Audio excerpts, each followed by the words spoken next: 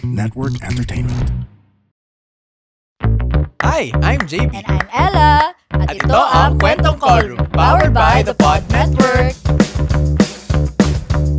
Hello! Ang ganda ng suotan natin. Oo nga, parang hindi tayo nag-usap, no? Oo, hindi tayo nag-usap. Galing. Ang ganda. I love, bagay talaga tayo. Ang ganda lang yung suotan. Bakit? Hindi naman sinabing bagay. Bagay to pang prenup. Wow. Ay, bakit parang dehado ako sa prenup na ganito? Ay, Very bakit? parang, Hindi, pang beach. parang sa LU yung prenup. Oo, beach wedding. Ganyan. Ay, pwede. Siargao. Ganda. Ay! Ba't napunta doon? Kamusta ka naman? Ay, parang may gusto kayo i-unpack. Mamaya natin i-unpack. Pero, ano ba? May tanong ako. What are your thoughts on regrets? For me, mahalaga siya kasi Okay. nagkakaroon ka ng realizations. And for me, it's a signal that you want to be a better person. Oh, ganda. And that's it for... Nag-end na. Sa favorite book ko, one of my favorite books, Circe by Madeline Miller, sinabi may ganun. Nabasa ko rin yan. May sinabi siya doon na, please don't take my regret away from me. Ay, oo nga, naalala ko yan. So, ang context noon ay, meron siyang ginawa na sobrang dinadala niya, mabigat sa kanya na ginawa niya yon. Tapos, yung ibang tao sinasabi na kalimutan na niya, hindi naman niya alam what was best at that time, na could also be an argument na live life with no regrets, ganyan. Pero sa kanya, ang thoughts naman niya ay, dahil doon, natutunan niya kung ano yung tama, parang nagkaroon siya ng clarity kung ano yung gusto niya. Yan. So, oo. Ako naman, palagi kong kinukwento sa'yo, di ba na, nag-aalala ako sa pagtanda. Like, Yeah. sobrang conscious ako sa age ko. yeah. Isa kasing factor doon ay, minsan, ayoko na, parang feeling ko, may mga dapat ginawa ako nung 20s ako na hindi ko siya nagawa. So, So, parang may naghahabol mga ka? regrets. Oo, parang palagi ako nasa state na palaging naghahabol para walang regrets. Pero pag lumagpas naman ako, for example, nung 28 ako, ganyan. Tapos ngayon naman na 32 ako, iniisip ko, dapat naging ganito ako nung 28. So, meron pa rin, kahit iniisip ko siya nung time na dapat walang regrets. Pero hindi mo magagawa lahat eh. You have to make choices. I would say, medyo impossible to live life without regrets. Because you will always have a what if na every now and then isipin mo, should I have done this? Should I have taken this path? And it's impossible not to go down that road sometimes. And I think that's okay na meron kang mga ganon. Alam ko ikaw parang I don't know, ina-assume mo ba na mamamatay kang maaga? Merong phase sa buhay ko na ready ako mamatay anytime. Really? I've Na never... ganun ako ka-secure. May ganung phase sa buhay ko. Pero ngayon, hindi ako ganun. Wow! But amazing na naabot mo yung ganun. I've never been that way. I've never felt na, okay, ready na ako bukas. So, yun, I think this episode is meant to unpack the regrets we feel in our lives. In the context of our medical profession, gagawin natin siya in that way. Throughout med school, well, even before that. Pre-college. College, tapos med school, and beyond. For us, residency. Yes. And after residency, ano yung mga bagay na, siguro if people are averse to the word regret, you could think of it as a what if or an alternative reality that you could have entertained. Now that we're older, in our 30s. More mature.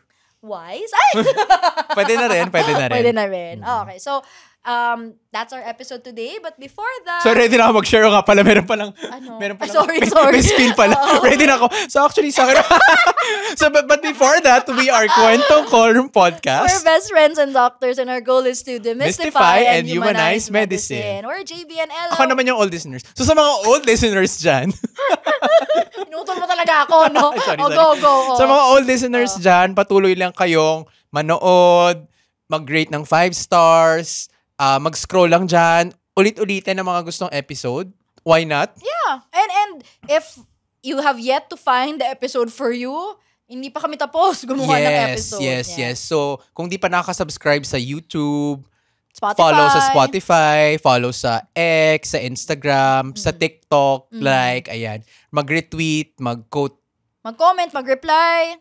Go. Na-appreciate namin siya sobra. Yes. Because, alam mo, even if sometimes parang nag-dwindle na yung followers or yung mga listeners, I really find comfort knowing na nag-resonate yung... Kahit isa, no? Oo. As in, start naman to, as in, sabi natin, basta may makinig. Kung wala, Basta, edi don't. Wag. Pero ayun, thank you to those who reach out, nagpapakilala, na nakikinig sila. We really appreciate that. And sa mga new listeners, if this is your first time hearing from us, welcome. Sana ma-enjoy nyo yung stay nyo dito. Sana bumalik kayo for... Bakit? May stay tayo. May accommodation. Stay naman. They're here in space with us. Girl. Accommodation. Go. So, thank you for choosing to listen to us during this time. Kung ano man yung ginagawa nyo ngayon, salamat at napadpad kayo dito. We hope you find the episode for you. Sana ma-enjoy nyo yung episode na to. It's kind of I wouldn't call it a sad episode, pero an episode that will make you think. A reflective. Yes, parang ganda, ganon. ganda. So, ayan, dahil ready ka nang mag-share, share mo na. Oh. Hindi kasi lately pinag-iisipan ko talaga siya. Oh my God. As in, So, even without us talking, ako nag-suggest nito eh. Tapos ikaw, Oo, talaga. oo. Ito, hindi siya mababaw, pero parang malaking, hindi naman, malaking regret or what if. Pre-college, di ba? Oo, pre-college muna. So, pre-college. Pre-college, I regret not being sporty. Oh, that's a good one. Oo Regret nga. ko siya kasi parang, ngayon, Ang na-enjoy ko bakit? yung physical activity, tapos ganito pala yung benefits niya or parang mentally okay pala siya, physically, parang you feel better about yourself. Na ngayon, naiinggit ako dun sa mga bata na early days pa lang nila, nahahasa na sila sa isang sports. Hindi ko alam kung part yon ng pagiging competitive ko, na I wish I had this sport na I can say that I'm good at. Wala kasi akong ganun. Tapos feeling ko, at this point in my life, mostly, parang it's too late na to excel in a sport. Feeling ko lang. Tapos, ano siya? Hindi naman, pero I get where it's coming from. Oo. Na parang mas madali sana kung early on na try mo na siya. Oo. Nasanay na kondisyon na yung katawan Pero mo. to be fair naman sa nanay ko, ine-enroll naman niya ako sa mga Milo Clinic. Wow, ano mga nasalihan mo? Nag-taekwondo ko noon. Pero hanggang low yellow lang. Tapos hindi ko na tinuloy. Kaya mo akong sipain. Nag-swimming sa pintuan. Nag-swimming din ako noon. Okay. Umabot ako sa advanced. So to be fair, meron naman, pero yung hindi mo natuloy. Tapos parang ginawa mo siya kasi summer Sure. activity lang. Oo. Yung parang hindi ako naging varsity. Yung mga ganon. Yung ganong level na ginagawa ko siya throughout the year. Wala akong ganon eh. Parang wala ka. Tsaka ano din eh, it encourages discipline, Oo. team playing. Oo, tsaka feeling ko baka mas maaga akong pumayat, di ba? Parang mas naging healthy ako. Ang sports ko lang kasi pag intrams eto talaga walang nakakatalo sa akin. Word Factory. Akala ko chess. Ay, hindi chess. I mean, mukha man akong smart Yes. sa chess. Pero Word Factory talaga. Or Scrabble. Basta Sorry, words. May word factory kayo sa intrams? May ganung kaming Bakit? competition eh. Bakit ba? Ewan ko. Wala, ngayon lang May nakarinig. mga wala lang, board galing. games eh. Oh, that's interesting. Oo. Kasi word factory isn't a traditional board game. Hindi nga. Pero Oo. meron eh. Fairness. So yun yung regret ko na pag magkakaanak ako in the future, dapat ma-explore niya. Tapos kung saan siya mag-resonate talaga na sports. Napaisip tuloy ako kung ano yung akin. Iba yung ako. Sige, I will... Pre-college. Pre-college. Siguro ito yung general sentiment siguro. Parang, ang regret ko siguro, I wish I wasn't so dead set on being a doctor. Kasi pre-college pa lang ganun na ako. As in, my whole life, high school onwards, ang end goal niya ay magdo-doktor ako. Tapos parang all my decisions ay naka-hinge dun sa ay magdo-doktor ka. Nakalatag, So, no? oo. So parang lahat ng decision mo, dapat ayon siya dun sa end goal na magdo-doktor ka. Which, in a way, it's tama naman na iayon mo yung mga decision mo towards that goal. Pero I think yung kakulangan na, I guess part of that regret also is, hindi ko binigyan yung sarili ko ng space to consider other things. To explore, Oo. Na parang, never kong seriously tinanong yung sarili ko, ano yung mga bagay na ini-enjoy ko. Parang, parang coming from hindsight na lang. I wish nga na nagkaroon ako ng time na hindi ako sure kung ano yung gagawin ko nung time na, like hindi ko alam kung magdodoktor ako or hindi. Kasi siguro that kind of uncertainty would have propelled me to try other True. things. Kasi sa totoo lang, mas sure pa ako before maging doctor sa gusto kong gawin sa buhay. Ngayon ako naging uncertain. That's true. Totoo talaga. Na feeling ko, dapat doon na lang ako naging uncertain. Nung phase na lang na yun. No? Kesa ngayon. Diba? Tapos, in that same light, parang connected din sa sinabi mo, siguro mas na-encourage ako to do other things. Dahil kasi dun sa goal na yun, dun sa very incessant goal to be a doctor. Pati ba mga extracurricular? Inline doon? Hindi, not necessarily, but I stopped myself from doing anything else. So, Ah. parang kaya ako very academically inclined, kaya ako may pagka-Hermione Granger nun. Kasi, parang kailangan, ganito, grades ko, kailangan, tas, Parang yung outcome mo ay dapat maging doktor ako at Yes. makapasok ako sa ganitong school. So, lahat ng mga ginagawa mo ay connected doon. So, tapos parang kailangan din yung, nag-extracurricular lang ako kasi alam ko, kailangan na extracurricular kapag pumipili ng college, kapag pipili ng med school. So, lagi siyang ganun. Kaya yung mga extracurricular ko, hindi rin ako sure kung gustong-gusto ko ba talaga. Like, nung grade school, ako ay junior police.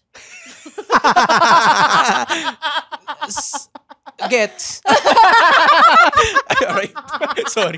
Gets. As in, parang di ko nang pangarap mag-police, mag-militar. Wala akong ganun, pero kailangan ko kasi ng extracurricular. Tapos, hindi naman ako kumakanta. That's yun, hindi rin ako ganun Ano namumulis ka? Oo, parang, glorified tagalista ng noisy. Ganun yung role ko. One LMA. Uy, dati di ako noisy. Nangyari. Tapos yun din yung mga nabanggit mo, hindi ko tinuloy yung swimming, hindi ko tinuloy yung ballet. Nagbabalay ako dati. So, ang daming bagay sana na kung hindi ko prioritize yung pagdodoktor, baka na-try ko pa. Na hindi ko na malalaman ngayon because that was 20 years ago. True. Next stage! College. Okay. Ako related dyan pa rin. I regret na hindi ako nag-theater group nung college. Oh, you did it? Hindi. Bakit? Kasi ganito yan. Oh, So, may kwento. Kasi, yung kapitbahay namin, nung elementary ako, nung high school ako, nag-aaral sa same school kung saan ako nag-college. Tapos, napariwara siya. I mean, ano sabihin ng napariwara? Parang, basta parang na-delay siya, bagsak-baksak siya. Tapos yung prominent na associated risk factor ay yung pagsali niya sa theater group. Tapos yung nanay ko, yun yung in-emphasize. So, syempre ako, wala na-discourage na ako. Kahit nag-declamation ako nung elementary, high school. Pero gusto mo. You wanted to be a theater kid. Oo, kasi, nakikita ko yung mga practice nila, sobrang gabi talaga. So, feeling ko, similar sa reason mo, kung di ako fixated na maging maganda yung grades ko or parang maging maganda yung college record ko para makapasok sa med school na maganda, baka I would have, kasi nakikita ko yung uwi nila, gabi talaga. Yeah. Pero ang galing nila. Tsaka, I think in that time, masaya naman sila. Oo. So yun, tapos kaya nung med school, nung nagkaroon ng opportunities, wala naman tayong theater group. Meron ba tayo? Wala. Meron? Ay, wala. nung college pala, sa amin meron. Walang theater group ang med school namin. So nung nagkakaroon ng mga Pero interbatch may competition. sumasali ako. Oo. So yun na lang. Pero yun yung regret ko na In fairness sa'yo, ha? Wala Given pa tong walang background. Yeah! RT lang. RT lang. RT lang. Ganun. Pero yun yung regret ko na yung extracurricular na yun. Kasi yung extracurricular ko nung college ay student council. Tsaka naalala ko yun, Friends of the Library. Gusto mo yun? Friends kami nung librarian.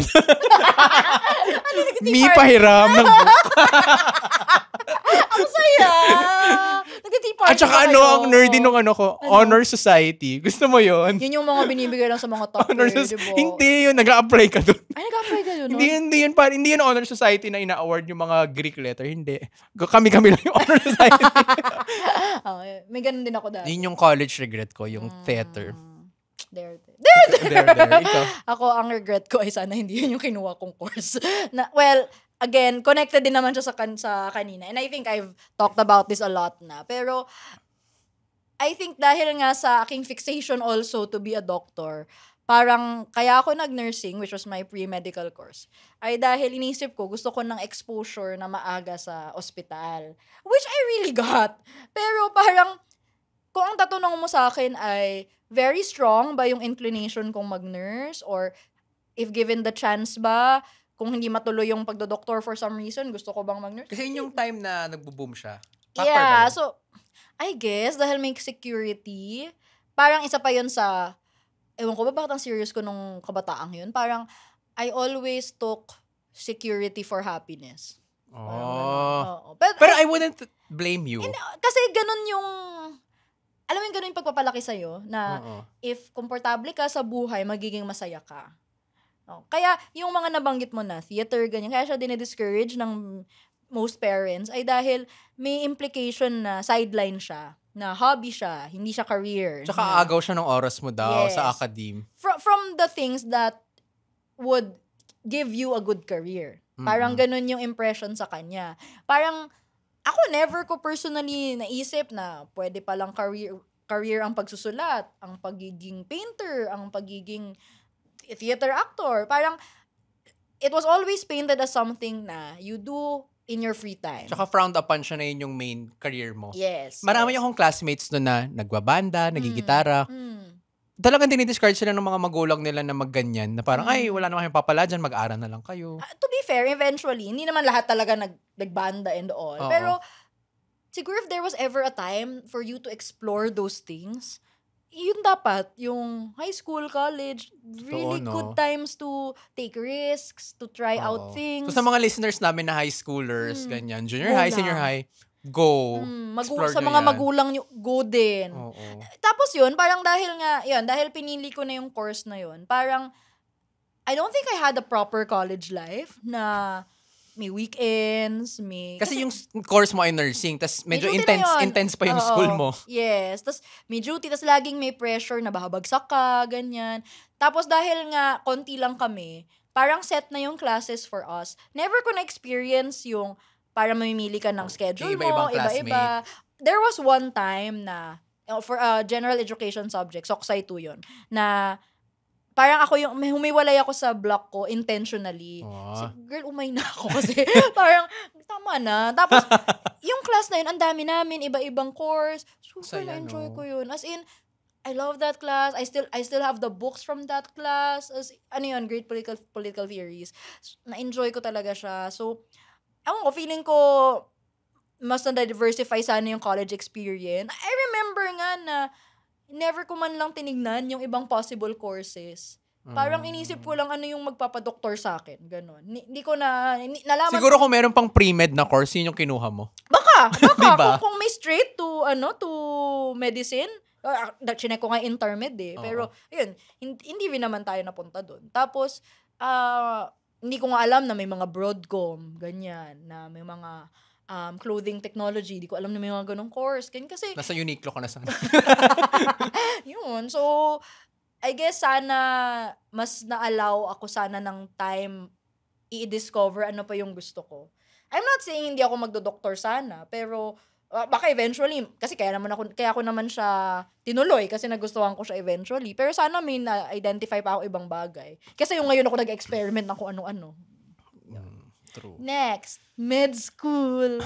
Sa akin, parang hindi related sa pagdodoktor yung mga regrets ko. No? Ako yung regrets ko ng med school ay I didn't come to terms with my sexuality nung med school. Siguro Doon ka kasi, na ba pinaka-sure? hindi, yun nga yung problem eh. Hindi ko siya binigyan ng Space, hindi ko siya binigyan ng much thought. Mm. Pero I know deep inside na hindi talaga. Oh. Pero, so yung time na nga yun, naalala ko, bumabati pa ako sa trans. Meron akong crush na girl classmate ko noon. Hindi naman ako nag-cringe noon. Pero, tapos hindi ko naman na siya, hindi. Nag-try akong mag-pursue, pero parang siguro, sabi ng tadhana, hindi talaga. So parang hindi. Di ba yung nag-violin ka o iba pa? Ha? May violinan kang tao. Talaga ba? Ano ba? Naman, nirepress ko na. Naalala ko lang, Hindi pa tayo friends nun. naalala ko pareho kami nag-RA sa isang project. Okay. Nung mahaba yung summer. Oo. Tapos parang nagtatry akong mag-get to know, mas kilalanin siya. Pero I think hindi niya ako bet. Okay. Tsaka di ba may jowa yun? Nung time na yun, wala naman. Okay, Hindi naman ako ganun yes. Tapos yun, nag-out na ako noon to myself and I accepted myself nung internship na. So, nasa'yo pa yun. Hinihintay mo. Context, kaya Sa Blue Wave. Yeah, oo. May Blue Wave pa ba? I think so, pero hindi nata same. Sa Damuhan. Oo. Ano pa yan? Parang, so, kaya Nag-pets muna tayo, di ba? Ano pa yan? Kasi, kami ni JB, naging friends kami by parang continued dinners. Tapos Oo. parang meron kaming thing na mag-exchange gift kami every Christmas na for some reason pumayag siya. Ako, ang motives ko noon ay crush ko siya noon. Pero siya, sige, exchange gift tayo, ganyan. Ganun lang naman ako Oo. sige. Tapos wala namang akong ini-expect na big reveal. So nag-dinner kami. Tapos sige, ano yung sasabihin mo? Ay, mamaya na, maraming ka. So, nag-pets nga kami. Pumunta kami doon sa pet store. Naglaro kami mga aso. Oy, may pet cafe. Kala ko pa noon, parang aamin ka sa akin. Pero may jowa na ako noon. Kaya yun yung pero kailangan mong sabihin sa akin bago mahuli ang lahat. Wow! So yun, sabi ko, ano sabihin mo na? Mamaya na ulit. Kasi I don't know bakit ayaw pa sabihin nun. Tapos after nung pet to, nag-cafe pa tayo. Bumili pa tayo ng ice cream or anything. Tapos yun. Tapos ano sabihin mo na? Mamaya pa din. Sa damuhan mo na nga sinabi. Ang daming steps. Pero I understood why. Pero kasi nung time na yun, kasi nag-isip talaga ako, sino kaya yung pwede kong pag-share na mukhang walang judgment, na hindi kami close enough, pero close na sakto lang. Like, alam mo yung hindi sobrang close, pero pwede na. Kaya yung gitna lang. Kaya pala. Oo. So, yun. Tapos, internship na nga ako nag-out na ganun. And then, before pa nun, meron pa akong niligaw. Before yun, di ba? Yes, Oo, kasi before sinabi mo nun. kasi sa kanya nun, straight yan. Tapos biglang after a few months, lo and behold. Kasi nung nakikipag-date ako sa kanya, I feel uncomfortable talaga. Kasi parang, as in, every time na magde-date kami, every time na after na magde-date kami, sumasakit yung ulo ko. Pero di ba sabi mo nga, kung girl sana yung preference mo, siya sana yun. Oo. Kasi, sobrang Okay check. niya. Yes. Tapos parang first, to be honest, wala pa akong nakaka-date, or kahit sa mga exes ko na guys, I haven't felt the same adornment as hers. As in, kung nakikinig ka. walang ganun. So, but I'm happy for her. Yeah, me too. So, yun yung regrets ko na, tsaka feeling ko, baka mas naging less tight ako as a person kung nag-out na ako ng med school. Siguro mas funny ako, mas socially okay ako. Feeling mo ba nun parang, dahil doon, hindi ka as yourself as you would have been? Palagi ko, oo. Feeling ko mas social butterfly. Wow, social butterfly ako nung med school, ganun. Pero serious ko nga nun. Yun nga eh. Parang very work ka nun. Yun nga eh. Tapos parang mas less, siguro mas naging charismatic siguro ako nun sa batchmates ko kung mas nung nag-out ako. Pero yun nga, hindi. Tsaka yung mga mga pa-joke mo bigla. Hindi ka pa ganun masyado nun. Oo. Or parang pigil, ganun. Oo. Oh. So yun lang naman. Tsaka yun nga, baka mas, parang I was on the market late. On the market late. Na yung delivery. May prospects ba dapat kung ano? Feeling ko, pero sayang. di sana 8 years na tayo.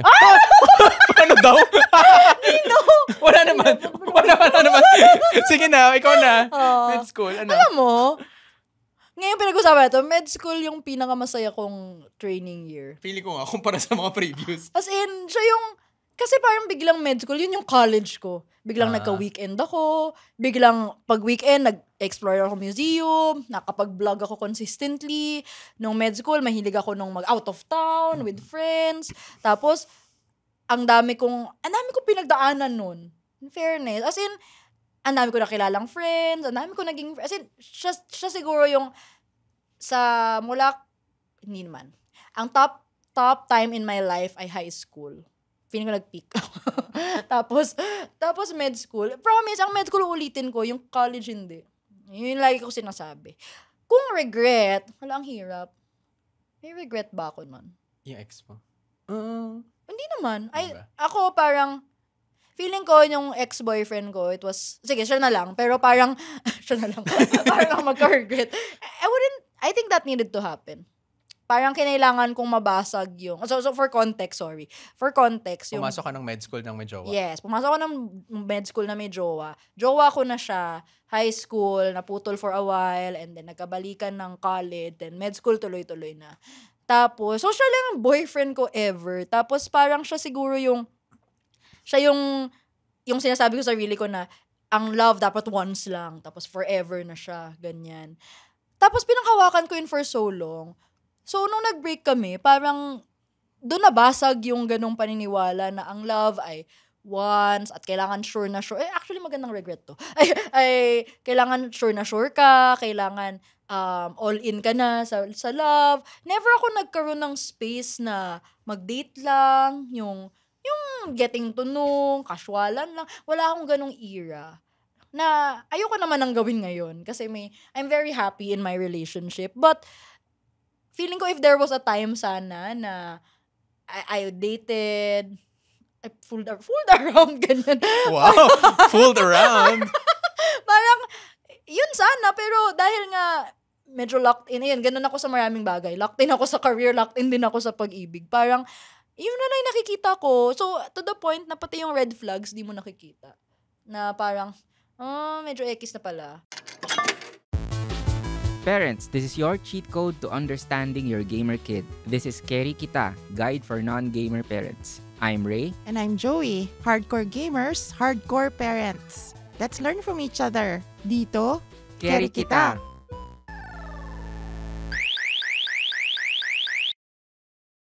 Although, I think I needed that. Parang, ayokong mangyari ulit, ayokong masaktan ulit, but I think I needed, para siyang buhos na malamig na tubig. Parang ganun siya. Na it was very numbing, but after that, parang mas naintindihan ko yung relationships. Kasi parang medyo mayabang ako nun na ang tagal na kami ng jowa ko, feeling ko ako yung love guru na Yes. Dr. Love. Ito naman pala may another podcast naman pala tayo. Akala ko parang ako yung lalapitan ng mga tao for advice kasi ang tagal na namin, ganyan-ganyan. Tapos biglang, oops, wala na. So, ang sakit isipin na nangyari yun sa'yo, but I wouldn't be who I am now kung hindi siya nangyari. Pero ayoko namang mag-thank you, parang mali. But thank you for that time we were together. Naniniwala naman akong nagmahalan kami. Pero love runs out. From walang regrets to parang love runs out. Okay. Next. Ito na, residency. Residency, medyo nahirapan ako dyan. Pero bakit? I would say, para kasing very into the work ako nung residency. So parang similar to college. Na parang umikot yung buhay ko sa residency. Na hindi naman, na yun yung madaling mangyari. Kasi nga, most of your days or hours of the day, nasa ospital ka. Yeah. Pero parang masyadong, siguro yung regret ko doon ay, hindi ko nire-regret mag-residency, pero siguro yung part na wala kang work-life balance. You felt that way, na wala kang balance in life? Oo, kasi parang as a resident, meron kang service component so you go on duties, meron ka ding training component na kailangan mo mag-aral. Tapos feeling ko, ang dami kong worry nun that I have to perform, I have to do my best in everything that I do. Parang meron akong ganun na siguro yung adjacent regret ay palagi ako nag-aalala sa iisipin ng iba during residency. Since first year, naalala ko nag-iusap tayo lagi about that. 'Di ba? Yung parang since first year you have ngayon lang nauso yung performative males, 'di ba? Performative male na ako. How did you perform? Na kailangan parang on top of things ka, na kailangan alam mo yung ganito, ganyan. Tapos nung third year naman as a senior, ang consciousness ko naman nun ay tama ba yung sinasabi ko? Baka sabihin nung first year ko, hindi ako marunong. Pag second year naman, sabihin nung senior na in-endorsan ko. Or pinag-uusapan. I mean, sabi nga nila, hindi naman tayo pinag-uusapan masyado ng tao as we think na pinag-uusapan talaga tayo. Pero, kasi iniisip nila ang sarili nila. Yeah. Pero kasi at the back of my head, iniisip ko, pinag-chismisan ako. Siguro yung rating sa akin ng mga, yung senior ko pa naman, ng mga med school classmate ko. Ay, oo nga pala. So parang merong ganong extra layer of, bayad man to, bobo naman. Bobo ko. So ako yun, yung Shout parang out sa mga Karine Supreme dyan ni JB. yung parang palaging so baka hindi pala work-life balance yung regret ko. Yung regret ko nag-transform. Yung regret ko pala ay being parang conscious of what other people think of you. Okay. Gets. Na I think, alam mo, feeling ko struggle siya ng maraming tao. Kasi rin yun first job, in your case, not first job, pero a career where you're being evaluated. Oo. Medyo weird place talaga ang residency. Training in general, it's a weird position to be in na you're employed, you're earning for yourself, but at the same time, para kang schoolboy pa din na kailangang mag-perform well, ganyan. And lagi, may exams pa din ba? Pinopost pa yung top 10, ganyan. Oo nga. Tapos malulungkot ka, wala na naman ako, ganyan. True. Tapos nalulungkot pa ako dahil kung kailan ako nag-top, hindi in-announce. Minsan na nga lang. Ako na mag-announce. Nag-top ako sa Ruma. Wow! Talaga? Oh. Binagsak, hindi na. Tama ba? Or borderline ko yun sa yung Ruma. Sorry, Ruma. Ako, ang regret ko ng residency ay I regret not cultivating my curiosity. feeling ko namatay siya nung residency. Mm. A number of factors. Burnout, pandemic, ganyan. Pero, I believe na mas curious ako, as in mas excited ako sa matuto sa mga bagay Nung med med school. school. As in, yun talaga, kaya ang hilig kong mag-notes, ang hilig kong makinig sa kung ano-ano, ang hilig kong umattend ng random lectures and seminars. Kasi parang na-excite talaga ako sa knowledge. Parang, uy, ang cool nun, ang galing, pwede pala yun. As in, super excited kong bata. Parang kaya ko naman na-feel din na gusto ko naman yung medicine after everything. Kasi, nag-enjoy talaga ako noon. Genuinely nag-enjoy ako sa class. Pero, nung residency, given na work na nga siya, and grabe yung pressure, sabi mo nga, and may component na in-evaluate ka rin kasi, parang dami ko nang ginagawa noon na para lang sa work. Para lang magawa na, matapos na, para lang madaanan na to, ganyan, kahit yung pag-aaral, kahit na, every now and then, may cool thing, pero ma-overshadow siya ng pagod. Even if it's a regret, I'm not really sure how I would have done it. Kasi feeling ko, kaya ko nasabing to cultivate my curiosity, feeling ko kasi mas marami akong na-enjoy or na accomplish sa residency aside from just going through the motions. Not to say na maliit na bagay ang pagtapos ng residency. Kasi hindi. Mahirap siya. Mahirap to finish the program, to sustain yourself in the program, to keep yourself sane in the program. Mahirap siya, and I applaud anyone who finishes anything. High school, college, med school, all things are to be applauded. But feeling ko may part of me who wish na sana mas marami pa akong nagawa. Like, sana, or I don't know, parang may iba pa akong research na nagawa, or sana may mga bagay akong na-entertain, like med education. Parang or, na-consume ka ba nung work mismo, ng residency? Yung I guess nung load. burnout. Hindi ko masabing yung, I guess in a way, yung burnout kasi parang feeling mo, wala nang space for other things. Parang gagawin, naalala ko talaga nun, yung at my lowest point of burnout, may natapos akong series. Wala akong naalala. Kasi as in, uwi Not ako. you. Oo. As in, uwi ako, pa-play ko yung series. Tapos, shifts yun kasi COVID. Tapos, after nun, babalik na ako sa duty. Tapos, parang binalikan ko yung series na yun, parang months later. Parang napanood ko to. But I remember nothing. As in, ano lang siya. Yeah. Nag-play lang siya in the Grabe yung face mo background. na yun, no? Yeah, it was bad face. True. And I guess, sana na-identify ko yun earlier.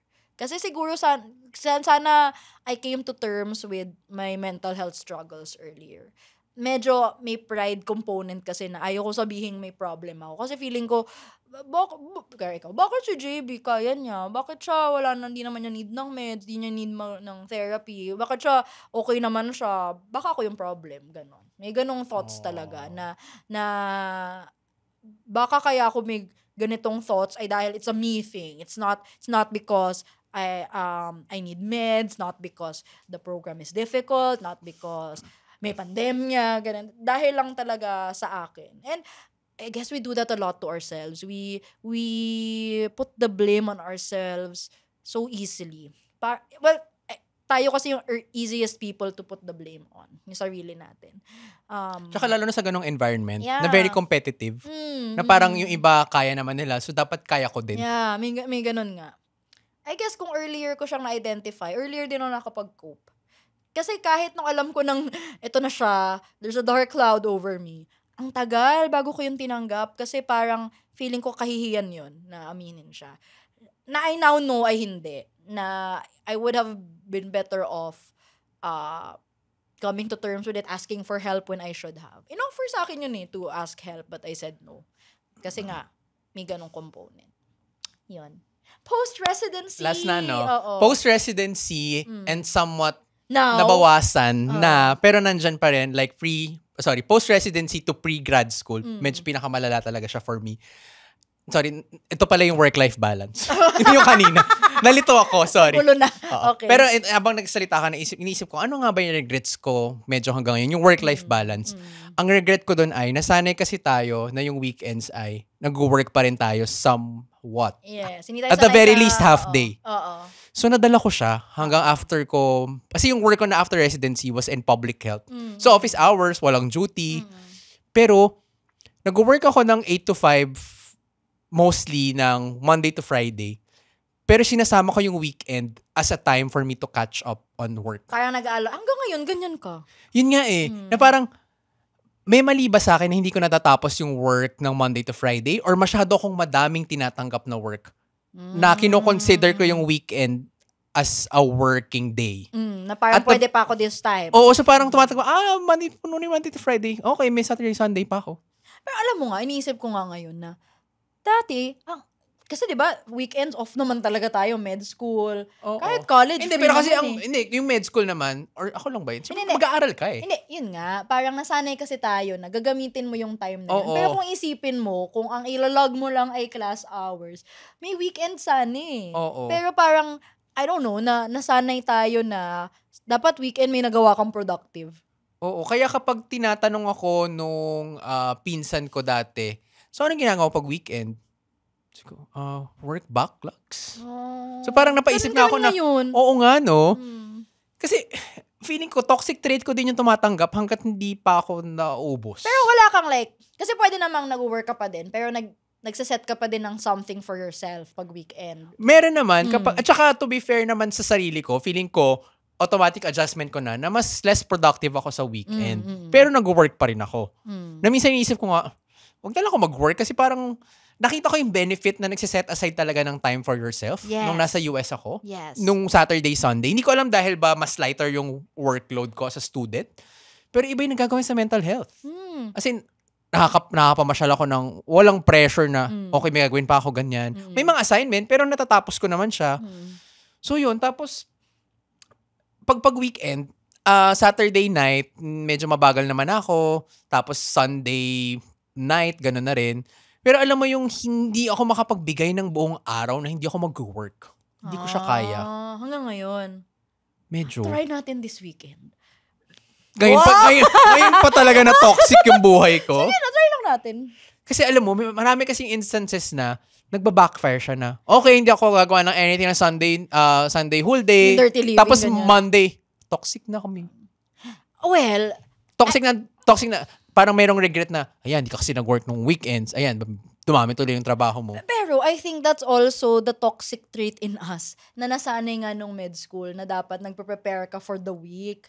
Na hindi ko naman sinasabing huwag ka mag-prepare for the week. You can plan, you can schedule and all. Pero parang hindi tayo sanay kasi natatanggapin na lang natin na toxic ang Monday kasi hindi tayo in exchange for a guilt-free weekend.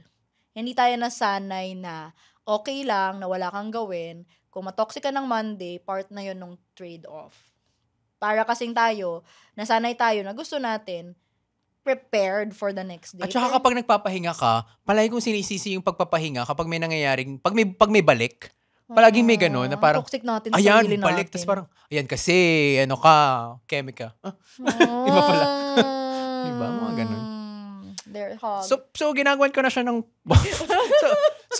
so mas bawas na siya ngayon kasi naranasan ko na yung ganun nasa US. So parang sabi ko, tsaka yung mga Americans ganun sila. So parang feeling ko ito yung isang dadalhin kong trait na as much as possible, tapusin ng weekdays hanggang 5 lang. Tapos set aside time for yourself, whether that be like going to the gym or ewan ko, like grocery. Talaga mag-set aside ka ng time. Hindi siya kung ano yung matira. Ang sobrang na-appreciate ko, ngayong mas hawak ko yung oras ko, ay sinet ko talaga, ang Sabado ay, that's my creative mind day. As in, medyo sanay na yung utak ko na gano'n, na hindi na rin siya sanay gumawa ng other things kapag Sabado. May nangyayari pa din na may kailangan kang habulin, pero gano'n siya, parang, yung main event ko for that day ay for my creative space. Tas Sunday ay family day siya. Nung sinanay ko yung sarili ko na ganun, parang kahit may work, basta alam kong may sinet akong time for those things. Masaya na ako na parang, okay, na-feed ko yung part of myself na kailangan. Tsaka okay din yun kasi minsan meron akong optimal workload na kapag less, mabagal ako. Pag masyadong madami, overwhelmed ka. Pero merong sakto na work na I'll be efficient to finish this. So, nakakatulong din yung pagsiset ng weekends off para maging mas efficient ka sa work. Yeah, pero feeling ko part of me, masyado lang talaga madami yung work ko. So, which is another episode. Okay, go. Next na. No! Sige no. Ulitin Go. natin yung damit. Hindi. Okay, yung akin, post-residency. So, background ay, nag-year off ako after residency and then nag-fellowship. I think, tinatry kasi ang dami ko struggles after that. Pero I think yung predominant theme nun ay yung related sa sinabi mo. Parang doon ako pinaka-conscious sa sinasabi ng iba. Post-residency. Oo. Parang, ang dami kong, naiisip ko din naman siya before, pero parang in-flare siya, lalo nung fellowship. Kasi, parang lagi kong iniisip noon na, well, di ba, residency may comparisons na kasi batchmates kayo, in a way, may competition, pero pag fellowship kasi 6 lang kayo. Tapos, super continue. Tapos, parang, all eyes are on you, tapos you're closely working with consultants. Tsaka lalo na kapag doon, same institution ka nag-residency. Oo, so parang may pressure na to be like Expectations. this, to be ganyan. Parang kahit di nila sabihin overtly, parang nafe-feel mo siya na ano kayo sinasabi nila. Again, may component din dito na nag-struggle ulit ang aking mental health during fellowship. But thankfully this time, I knew that I had to ask for help and I did. I took meds, I went through therapy. One of the better decisions of my life talaga. Kasi feeling ko hindi ko siya ma-survive. Kasi ang dami ding nangyari sa akin noon namatayan ako, na-depressed talaga ako ng sobra. So, I needed that. I needed to ask for help and that was really helpful. Pero yung naging cause nun ay this strong urge to please everyone, to make yourself acceptable to everybody. Parang itong era ko na come to terms na hindi ko kailangang ma-please ang lahat ng tao. Again, marami tong fact, 'di ba? Sabi mo nga, I've entered my nonchalant era na parang sana pala mas maaga ko yun naramdaman. Feeling ko siya yung author. Ano nga yan? The subtle art of not giving Ay, hindi ako yun. Parang ganun ka ba? Oo, pero parang, nung start kasi, I was very conscious about what other people thought of me, anong tingin sa akin ng batchmates, ng juniors. Marami tong factors kasi, depressed, I wasn't completely happy with the workplace, ganyan. Tapos, I had to accept eventually na hindi ko kayang ma-please lahat ng tao and not everyone will be my people. Feeling ko dahil dumaan tayo sa klase ng trajectory na lagi kang may groupmate, lagi kang may batchmate, parang 'di ba in those arenas, para kami automatic friends. So kunwari grade school may friends ka kasi may classmates ka. Same for high school, college, med school, tapos residency, parang may automatic friend group ka na makikita araw-araw. So parang ito, friends ko na to. As we know, adult life, hindi naman siya ganun. Parang in adult life, you have to find time to make friends and find time to maintain friendships. Mahirap siyang gawin. And I had to grapple with the fact na hindi kailangan lahat ng tao sa paligid ko ay kaibigan. Why? Hindi, parang, and ang mas kailangan ko tanggapin ay okay lang yun. Na you can work harmoniously, you can work peacefully, you can work, chill ka lang, na hindi mo iniisip yung sinasabi ng iba, basta gawin mo yung trabaho. Mas Gawin mo gets ko na yung mga sinasabi nila na hindi ako pumunta dito para makipagkaibigan. Mas gets ko rin ngayon. Dati parang sabi ko, sungit naman ito. Oo. Friends lang eh. Ngayon gets ko na. Mas gets ko din yung yung hindi agree sa my work is family. Na parang, yung mga tao ay family tayo dito. Oo, parang pamilya tayo dito sa trabaho. Mas gets ko na yun ngayon. Sabi ko, Oo, na parang, hindi. dati parang pag may tumaas kilala, parang grabe naman siya. Parang Oo hindi, nga. walang ka-unity. Sisi lang naman. Oo. Pero parang ngayon, ang toxic pala ng ganun. Yung, Pag ganyan yung linyahan sa work na, ay, red flag yan, be. oo. Kasi parang, pag sinabi mo kasing, ang work na to ay pamilya mo, parang So, ini-expect mo ikot na doon yung buhay mo. Tsaka yung same devotion mo sa pamilya. Ah. Ganun din yung i-expect sa'yo na, Na para bang tagapagmana ka ng kumpanya. na, girl, hindi ko ibibigay yung ganong devotion sa'yo, na, hindi. Sorry. And I had to accept that I became that person na, hindi, sorry, not for me. Na parang, ayoko nang, na-learn ko noon na ayoko nang tumanggap or gumawa ng bagay na hindi ko gusto or okay lang naman na medyo napipilitan ka in some things, pero sana man lang acceptable to me. Sana yung mga paghihirap ko ay choice ko. Ay parang, I had democratic capabilities in choosing this path. Na, for a long time in our lives, feeling natin wala tayong ganun. Kasi nga, we have to do this. May narinig akong magandang quote na parang para malaman mo kung ano talaga yung gusto mong gawin. Tanggalin mo lahat ng shoulds, shoulds, haves, and musts. Elaborate. Parang tanggalin mo yung I should be successful, I must have a car by now, I have to get... Kasi para siyang dictated by society. Oo, and parang kahit pa hindi nawawala na siya. Kasi eventually, kunwari, my parents have no pressure on me whatsoever. Pero parang na-internalize ko na siya eh. Too late. Parang Ang ganda niya. Napaisip tuloy ako. Parang tanggalin mo lahat ng yon. What would you do if you didn't have any shoulds, musts, or haves? Again, this is a privileged position. Kasi... Sa isip ko, naghihirap na ako. 1 meal a day. Hindi kasi, privileged siya kasi some people really have shoulds, musts, and haves to cope with.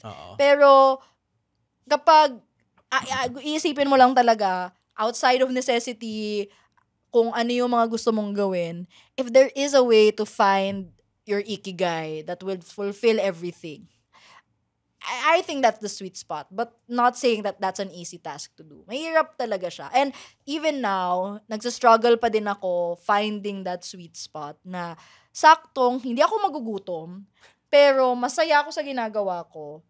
At hindi rin ako ma-overconsume nung ginagawa ko na mababurnout ako. Ang daming criteria. Ang daming criteria. Nakakaloka. And wala akong natatapakan. Ay. And okay lang. Ang dami ng gusto. Baka pwede naman na yung tapakan. So, given all that, Besh, do you regret medicine? Last na. Do you regret medicine? Ako, no. Kasi I think, kung di ako nag-medicine, may mga bagay ako na hindi magagawa ngayon or hindi ako mapupunta sa posisyon na ganito kung di dahil sa kanya. Although my work is less than 10% clinical na usual. Feeling ko kailangan ko pa rin siya to have a deeper context, a broader background of things, and the credibility. Feeling ko. Iba pa rin kasi nagagawa ng MD. Yeah. Ikaw? Thank you. Ikaw? Ako hindi din. The mababaw answer is, sa med school ako nagka-love life at nagka-best friend. Totoo! Kung di ako nag-med school, may kilala ba kita? Anong mundo tayo mag-meet? Baka dito na sa studio. Baka iba yung partner ko sa podcast. Ikaw din, iba. Diba? Wow, nag-podcast pa rin so pala. Parang, ang lagi ko sinasabi ay, I know med school is the right place because it's where I found you. Applicable to you and Jor. On another note, masaya pa din ako na nag-med ako. I found out eventually, gusto ko naman siya. Same.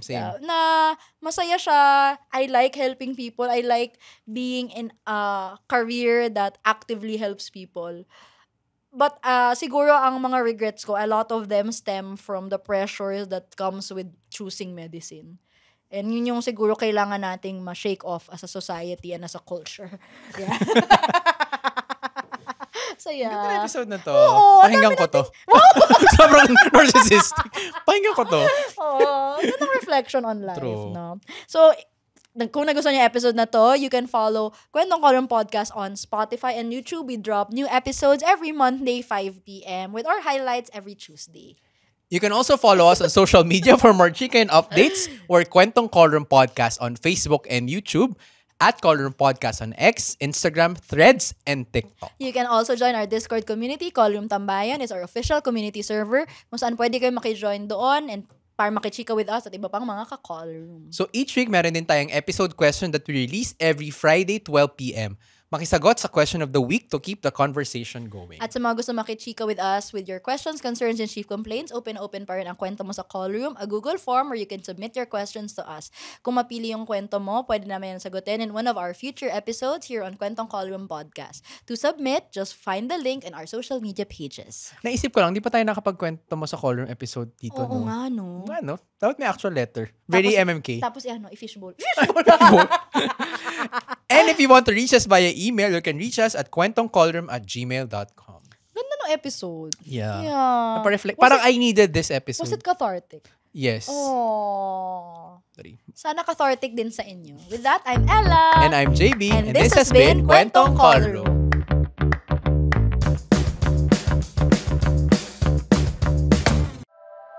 The opinions of podcast creators, hosts, and guests are not necessarily reflective of the official stance of the Pod Network Entertainment, its hosts, or other network programs. The content created by the people behind the podcast is personal and not meant to harm any religion, ethnicity, group, organization, company, or individual.